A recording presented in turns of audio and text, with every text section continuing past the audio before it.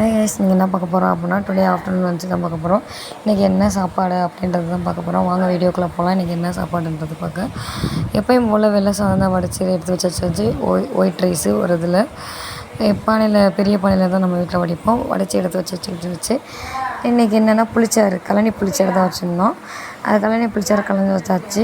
அந்த புளிச்சாறு எதுக்காண்டி வைக்கிறோம் அப்படின்னா, என் பையனுக்கு வந்துடும் அந்த கழனி புளிச்சாறுனாலே ரொம்ப பிடிக்கும், அதனால் வச்சுருந்தோம். அது மட்டும் இல்லாமல் சரி சைடிஸ் அதுக்கு நல்ல காரசாரமாக வைக்கணும்னு சொல்லிட்டு வாழைக்காய் இருக்கு இல்லையா, வாழைக்காவை நல்லா மொறுன்னு எண்ணெயில் போட்டு ஃப்ரை பண்ணியாச்சு. எண்ணெயில் போட்டு எடுக்காமல் நார்மலாக அந்த எண்ணெய் ஊற்றி அந்த வதக்கிற மணிக்கு அதுலேயே நம்ம நல்லா முருக விட்டு எடுத்தாச்சு. மேற்கொண்டு எங்கள் அப்பாவுக்கு வந்து இந்த புளிச்சாறு பிடிக்காதனால பீக்கங்காவும் பருப்பும் போட்டு கூட்டு மணிக்கு வச்சுருந்தாங்க.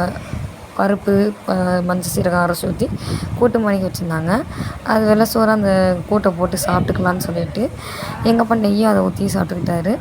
தண்ணி இதுதான் இன்றைக்கி நம்ம வீட்டில் சாப்பாடு. என்ன சாப்பாடுனா ஒயிட் ரைஸு, வாழைக்காய் ஃப்ரையி, பீக்கங்காவும் பருப்பும் போட்டு கூட்டு, வாட்ரு. இதுதான் இன்றைக்கி நம்ம வீட்டில் சாப்பாடு. உங்கள் வீட்டில் என்ன சாப்பாடுன்றதை மறக்காமல் கமெண்ட் பண்ணுங்கள். இந்த மாதிரிக்கு இன்ட்ரெஸ்ட்டான வீடியோ பார்க்குறதுக்கு மறக்காமல் நம்ம சேனலை சப்ஸ்கிரைப் பண்ணிக்கோங்க. அடுத்தடுத்து இன்ட்ரெஸ்ட்டான சேனல் சமையல் பற்றி வரப்போகுது. யார் யாருக்கு கழனி புளிச்சாறுலாம் பிடிக்கும் அப்படின்றத கமெண்ட் பண்ணுங்கள். இல்லை யார் யாருக்கு பிடிக்காது, இப்படிலாம் வச்சா நான் அந்த பருப்பு போட்டு தான் சாப்பிட்றேன்றதையும் கமெண்ட் பண்ணுங்கள். ஓகே பாய், நெக்ஸ்ட் வீடியோவில் பார்ப்போம்.